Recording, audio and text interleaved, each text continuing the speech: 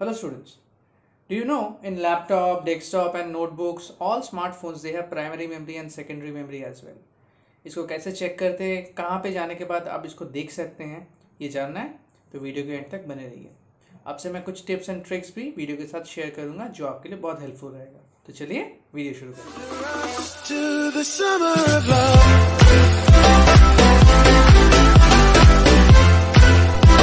Friends, computer memory के इस part 2 video पे जो टॉपिक्स हम कवर करने वाले हैं वो कुछ ऐसे हैं। Primary memory, RAM and its types, memory module क्या होता है, ROM and its types and few question answers. So I believe everyone is ready. Me too. Let's start. So primary memory, see when we started this chapter मैंने पहले ही कहा था आपको memory दो किस्म की होती है, एक होती है प्राइमरी मेमोरी, एक होती है सेकेंडरी मेमोरी। अभी प्राइमरी मेमोरी होती है हमारी वर्किंग मेमोरी। अभी मैं एक एग्जाम्पल लूँगा, इस एग्जाम्पल को हम लोग पूरे वीडियो तक उसको डिस्क्राइब करेंगे। जैसे एक एग्जाम्पल हो गया, जैसे एक कारपेंटर हो गया, कारपेंटर का एक वर्कशॉप है, वर्कशॉप जहाँ पे वो सारे काम करता है, और एक गोडाउन है जहाँ पे वो सब अपने सामान को स्टोर करता है। तो वर्कशॉप छोटा होता है एंड गोडाउन बहुत बड़ा होता है ना। तो उसी हिसाब से वर्कशॉप पे जहाँ पे काम बहुत जल्दी जल्दी होता है, उसी तरह से जल्दी काम होने के बाद वही चीज़ गोडाउन में बहुत लेटली स्टोर होता है ना। तो उसी चीज़ को अगर हम कंपेयर करें यहाँ पे, आप प्राइमरी मेमोरी जो है वो कंप्यूटर की वर्कशॉप है, कंप्यूटर का वर्कशॉप है प्राइमरी मेमोरी। इसको मेन मेमोरी भी कहा जाता है। जो सारे वर्किंग, जितने सारे प्रोसेसेस कंप्यूटर में एग्जीक्यूट होते हैं बाय प्रोसेसर, वो सारा आता है प्राइमरी मेमोरी पे। वो वहाँ पे प्रोसेस होता है, फिर एग्जीक्यूट होता है वहाँ से, क्योंकि ये मेमोरी है जो प्रोसेसर से डायरेक्टली कनेक्टेड होता है। प्रोसेसर इससे डायरेक्टली एक्सेस कर पाता है। प्रोसेसर सेकेंडरी मेमोरी को डायरेक्टली एक्सेस नहीं कर पाता, लेकिन प्राइमरी मेमोरी को डायरेक्टली एक्सेस कर पाता है। और फास्टेस्ट मेमोरी है compare to secondary memory. Yes, ये सेकेंडरी मेमोरी से बहुत फास्ट है। यहाँ पे एक के बाद रैंडमली, ये प्राइमरी मेमोरी है जहाँ पे एक के बाद एक काम आते जाता है, वो कंप्लीट होता जाता है, ठीक है। और ये वोलाटाइल इन नेचर है। अभी ये वर्ड वोलाटाइल का मीनिंग होता है this memory is still active as long as the power is on. जब तक पावर ऑन है ये मेमोरी एक्टिव होती है। जैसे फॉर एग्जांपल जो इलेक्ट्रिक फैंस होते हैं वो कब तक चलेंगे, वो सारा दिन सारी रात चलते रहेंगे। क्यों चलेंगे? क्योंकि इलेक्ट्रिसिटी ऑन है। जब इलेक्ट्रिसिटी ऑफ हो जाएगी या पावर ऑफ हो जाएगी वो बंद हो जाएगा, है ना। तो इसी तरह से प्राइमरी मेमोरी भी वोलाटाइल है इन नेचर। जब तक कंप्यूटर में इलेक्ट्रिसिटी है, पावर सप्लाई चल रहा है, कंप्यूटर में रैम में जो डेटा है वो लॉस नहीं होंगे। जब पावर सप्लाई बंद हो जाता है कंप्यूटर में, रैम में जो डेटा होता है वो सारे लॉस्ट हो जाते हैं, ठीक है। तो आगे बढ़ते हैं। प्राइमरी मेमोरी के टाइप्स होते हैं रैम एंड रोम। ये आप देख पा रहे हो इस फिगर में, रैम एंड रोम। रैम होता है रैंडम एक्सेस मेमोरी, रोम होता है रीड ओनली मेमोरी। अभी रैम को 3 पार्ट्स में डिवाइड किया गया है, रोम को भी 3 पार्ट्स में डिवाइड किया गया है। ईच एंड एवरी पार्ट को हम धीरे धीरे एक्सप्लेन करेंगे। आगे बढ़ते हैं। रैम रैंडम एक्सेस मेमोरी, ये क्या होता है? ये मैंने जो कहा था ना, प्राइमरी मेमोरी पे सारा काम होता है, प्राइमरी मेमोरी के रैम सेक्शन में सारा काम होता है। ये क्या करता है, जो प्रोग्राम्स हमारे काम करने वाले हैं उनको वो अपने ऊपर लाता है, वो काम करता है, फिर उस प्रोग्राम के थ्रू जो डेटा प्रोड्यूस होता है वो अपने ऊपर स्टोर करता है।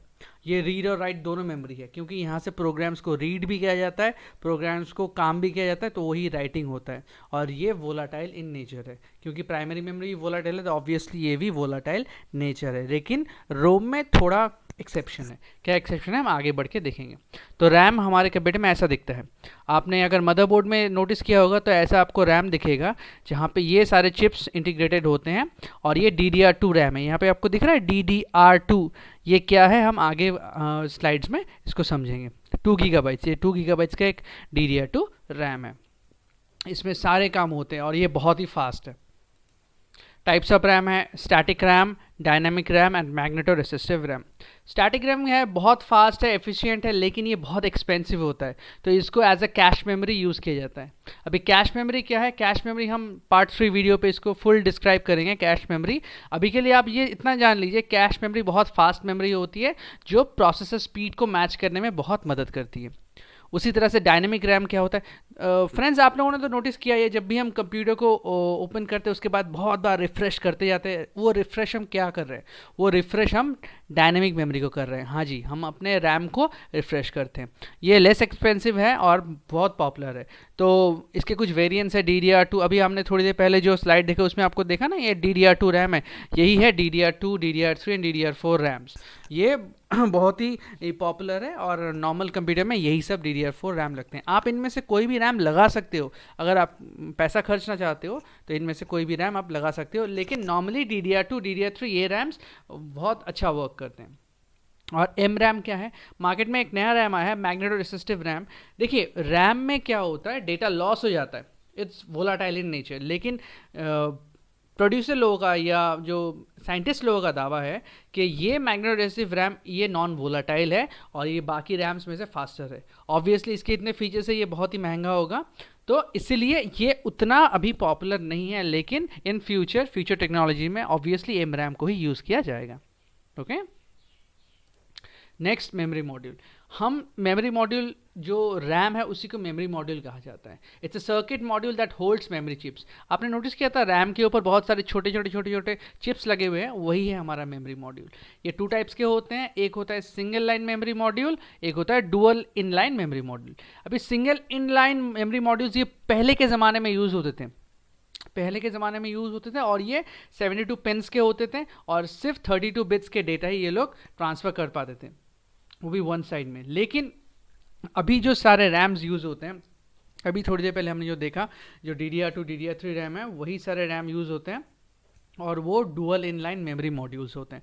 उसमें 168, देखिए डिफरेंस देखिए, यहाँ पे 72 पिन्स, यहाँ पे 168 पिन्स, तो ऑब्वियसली ये बहुत बेहतर काम करेगा। ये बोथ साइड में डेटा को ट्रांसमिट करता है और ये both 62 bit and 32 bit data transfer में हेल्प करता है, तो कोई प्रॉब्लम नहीं होती है इस मेमोरी मॉड्यूल पे। ओके, तो बेसिकली जो हमारा रैम है वही हमारा मेमोरी मॉड्यूल है और वो dual in line memory module होता है। ओके, अभी रोम क्या है, रैम प्राइमरी मेमोरी का एक सेक्शन हमने कंप्लीट कर लिया। रैम जिसमें रैंडम एक्सेस मेमोरी है वो 3 पार्ट्स में डिवाइडेड है, static RAM, dynamic RAM and magneto resistive RAM, और वो वोलाटाइल इन नेचर होता है। फिर रोम का काम क्या होता है, रोम क्या करता है, रोम से सिर्फ मेमोरी या इंस्ट्रक्शंस को रीड किया जाता है। वहाँ पे कुछ फिक्स्ड परमानेंट इंस्ट्रक्शंस होते हैं, उनको रोम से रीड किया जाता है। जब कंप्यूटर स्टार्ट करते हैं उस स्टार्टअप प्रोसेस को क्या कहते हैं, बूटिंग।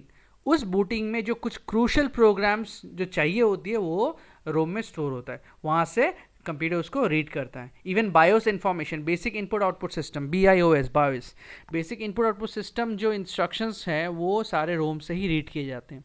और ये नॉन वोलाटाइल, मतलब पावर रहे या ना रहे, इसमें जो इंस्ट्रक्शंस है उसमें कुछ फ़र्क नहीं पड़ेगा। और ये स्टैटिक होता है, स्टैटिक मतलब फिक्स, स्टैटिक एंड डायनेमिक्स मतलब स्टैटिक जो फिक्स होता है, डायनेमिक मतलब जो चेंज होता रहता है। जैसे कि ये स्टैटिक है तो इसको कोई रिफ्रेश करने की ज़रूरत नहीं है। हम जो कंप्यूटर ऑन होने के बाद रिफ्रेश करते हैं वो हम डायनेमिक रैम को रिफ्रेश करते हैं, स्टैटिक रोम को रिफ्रेश नहीं करते हैं, क्योंकि वो ज़रूरी नहीं है, चाहिए भी नहीं। ये रैम ऐसा दिखता है, ऐसे चिप्स होते हैं, देखिए कितना अलग है रैम से, है ना। रोम के पिन्स अलग होते हैं और रोम का डिज़ाइन भी पूरा अलग होता है रैम से। इसके भी 3 टाइप्स हैं, programmable read only memory PROM, erasable programmable read only memory EPROM and double EPROM, electrically erasable programmable read only memory.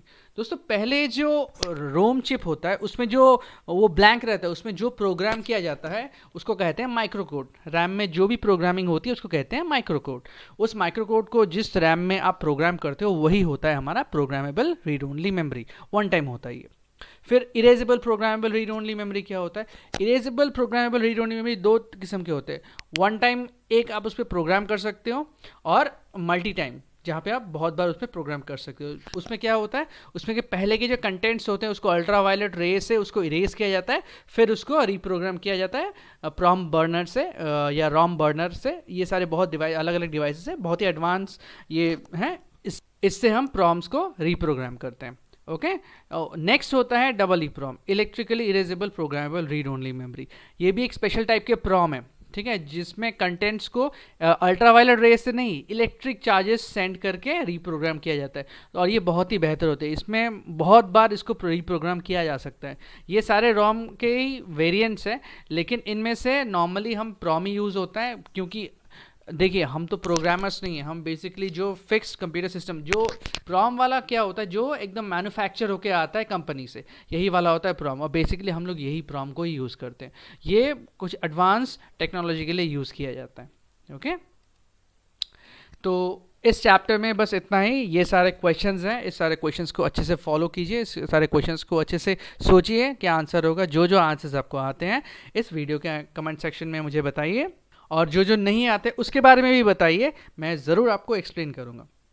अगर आपको जानना है अगर आप अपने कंप्यूटर की प्राइमरी मेमोरी कैसे चेक करना चाहते हो या कैसे चेक कर सकते हो, मुझे कमेंट सेक्शन में ज़रूर बताइए। मैं उसके लिए एक छोटा सा वीडियो बना के दूंगा और उसमें आपको पता चलेगा कि कैसे कंप्यूटर की प्राइमरी मेमोरी चेक करते हैं। तो आज के लिए इतना ही। आशा करते हैं आपको ये बहुत ही अच्छा लगा। वीडियो को लाइक कीजिए, शेयर कीजिए, वीडियो में कमेंट कीजिए, सब्सक्राइब बटन को ज़रूर क्लिक कीजिए अगर आप इस वीडियो पे नए हैं या इस चैनल पे नए हैं। बेल आइकन को एक्टिव रखिए ताकि नेक्स्ट मैं जब वीडियो अपलोड करूँ वो आपको तुरंत मिल जाए, लेट नहीं हो। तो आज के लिए इतना ही, मिलते हैं अगले वीडियो पे। Thank you.